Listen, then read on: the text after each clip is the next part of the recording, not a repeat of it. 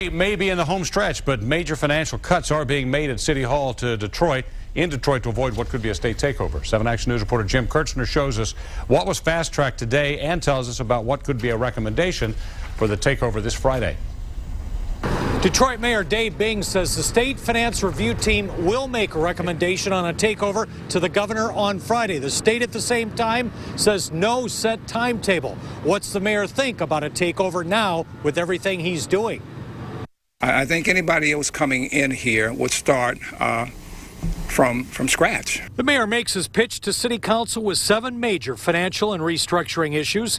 Council passed 4 contracts today with outside contractors to help with restructuring, but Council still needs to vote next week on employee furlough days, layoffs of 400 to 500 employees that would start next month, increasing health care costs for city employees on a 70-30 basis, and freezing payments into their pension fund for a year.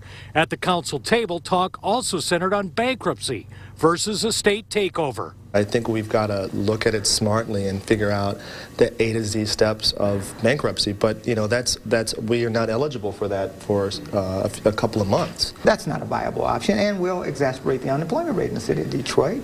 Because as soon as the banks figure out that we don't have to pay our bills, they're going to cut the lines of credit which most of our vendors and contractors are living on. During the council meeting, some people called a possible state takeover the worst thing that could happen to their city. You will go down in history, I'm sorry, for being responsible for resurrecting Hitler from the dead.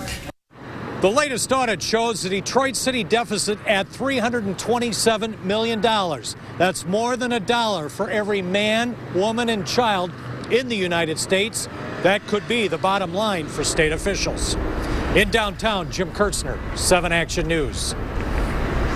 And the state is seeing some progress in Detroit. It released $10 million of a $30 million bond escrow was holding until Detroit met financial milestones. If a takeover is the decision, Detroit officials have 10 days to ask for a hearing to make a case against it.